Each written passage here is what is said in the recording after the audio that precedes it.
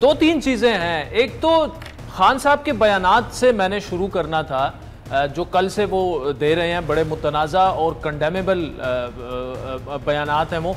लेकिन अब चूंकि वो पेट्रोल की कीमत भी ज़्यादा हो गई है, क्या आप समझते हैं कि ये इत्तेहादी हुकूमत, मतलब देखें ना, 7 दिनों में 60 रुपए तेल की कीमतों में इजाफा, जो कि करना मजबूरी भी थी, अदरवाइज तो IMF आपके साथ बैठने के लिए तैयार भी नहीं है। लेकिन क्या आप समझते हैं कि मैनेज कर पाएंगे शहबाज शरीफ ये जो महंगाई का एक पहाड़ टूट पड़ा है आवाम पर? देखें जनाब, इसके सिवा कोई चारा नहीं है कि आप इसे बर्दाश्त करें। अब जो तेल में सब्सिडी दे गए थे खान साहब, उसने कितना नुकसान पहुंचाया है उसकी तफसील तो बार बार लोगों के सामने आ चुकी है। और IMF का प्रोग्राम उसकी वजह से मुअत्तल हो गया और आपके लिए मुश्किलात पैदा हुई। और अब हुकूमत ने हौसला करके कीमत बढ़ाई और अब फिर बढ़ाई है। ये बड़े मुश्किल फैसले हैं, ये आसान नहीं है, हर हथेली पे रखने वाली बात है। एक आग का दरिया है और डूब के जाना है, लेकिन आपको जाना पड़ेगा, कुछ हो जाए। खुदा ना खास्ता, एक तरफ तो हम कह रहे हैं और खान साहब कह रहे हैं मुल्क दिवालिया हो जाएगा, दिवालिया होगा तो हमारी फौज तबाह हो जाएगी। देखिए खतरात कितने ज्यादा हैं।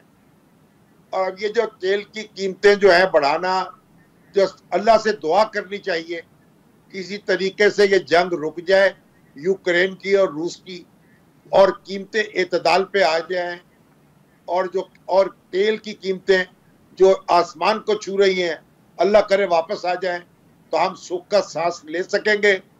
तो वगरना तो कोई चारा नहीं है कि हम अपने पेट पर एक पत्थर बांधें, 2 बांधें, 3 बांधें। कोई हुकूमत आ जाए उसको ये काम करना है और इससे जान नहीं बच सकती। ठीक, मुझे शामी साहब ये बताइए कि अब आते हैं, खान साहब ने कल जो बातें की, और खैर वो मईशत से ही जुड़ी हैं कि मईशत नीचे जाएगी तो उन्होंने कहा 3 टुकड़े खुदा न खास्ता हो सकते हैं, फौज तबाह हो सकती है, एटमी असासे छिन जाएंगे हमारे। एक साबिक प्राइम मिनिस्टर का ऐसे बयानात देना जो कि उन्हें किसी सूरत ऑब्वियसली जेब नहीं देता, इंटरनेशनली उसे कैसे पोर्ट्रे किया जाएगा? क्या हासिल क्या करना चाह रहे हैं इमरान खान साहब ऐसे बयानात देकर? देखिए, मुझे तो इसमें बड़ी फ्रस्ट्रेशन जो है नजर आती है।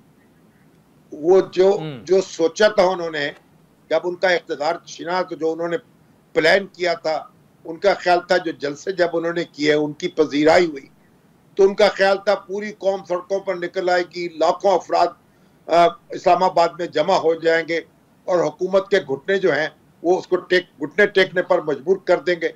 लेकिन ऐसा कुछ नहीं हुआ और खान साहब को बड़ा सेटबैक हुआ, उनको अपना धरना मुअख्खर करना पड़ा। तो अब इस सदमे से वो संभल नहीं पा रहे और अब वो कह रहे हैं, अब ये दुहाई दे रहे हैं, इस तरह की बदखबरियां दे रहे हैं।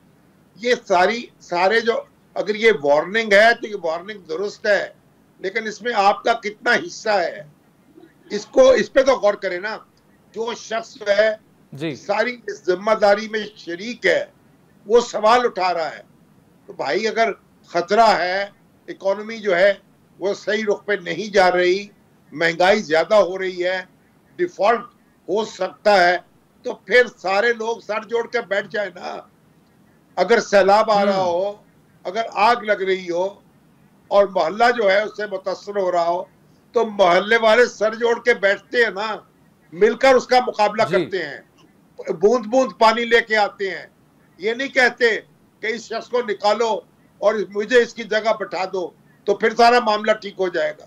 तो खान साहब लोगों के साथ बैठें, सर जोड़कर बैठें, ये अहले सियासत जो हैं मिलकर कोई रास्ता निकालें, लोगों को हौसला दें, उनकी हिम्मत बढ़ाएं।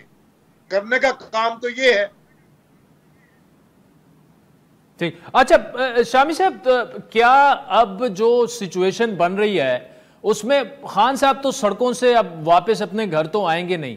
नेक्स्ट लॉन्ग मार्च, अब उन्होंने 2 दिनों में कहा है कि जी अगला लाए अमल मैं बता दूंगा कि क्या है, या तारीख दे दूंगा, क्या आप समझते हैं कि पॉलिटिकली पहले लॉन्ग मार्च की नाकामी के बाद पॉलिटिकली वो इतना डैमेज हुए हैं कि अब उनका शायद इतना आसान नहीं है जल्दी रिदम में आना वापस? शाह ज़ेब साहब, आप तारीख का मुताला कर लें, जितने पॉपुलर लीडर होते हैं ना, ये अपने जोर पे गिरते हैं, ये अपने जोम में नुकसान उठाते हैं और ये अपने को सही तरीके से हिकमत अमली बना नहीं पाते। आप तारीख भरी पड़ी है, खुद सब कॉन्टिनेंट में देख लें, अल्लामा मशरकी के साथ क्या हुआ, आप देखें शेख मुजीबुर रहमान के साथ क्या हुआ, आप देखें कराची वाले जो हैं उनके साथ क्या हुआ, जुल्फकार अली भुट्टो के साथ क्या हुआ। भाई, जो पॉपुलर लीडर जब अपने आप को नहीं संभालते तो फिर इक्तदार भी उनका जाता है और भी बहुत कुछ उनको उससे हाथ धोना पड़ता है। तो पॉपुलर लीडर अगर जिम्मेदारी का मुजाहरा नहीं करेंगे, हिकमत अमली दुरुस्त नहीं बनाएंगे, अब आप एक दस्तूर के ताबे काम कर रहे हैं, आप एक पार्लियामेंट्री सिस्टम में काम कर रहे हैं, आप एक जमहूरी लीडर हैं, आप उसके कवायद और ज़वाबित जमहूरियत के न सुनने को तैयार हैं, न समझने को तैयार हैं, न अपने मुखालफों को बर्दाश्त करने पर तैयार हैं। भाई, अगर इलेक्शन हो जाए, आप जीत के भी आ जाएं, फिर वही मामला होगा। अगर एक दूसरे को बर्दाश्त नहीं किया जाएगा, एक दूसरे को स्पेस नहीं दी जाएगी, तो जमहूरियत कैसे चलाएंगे हम?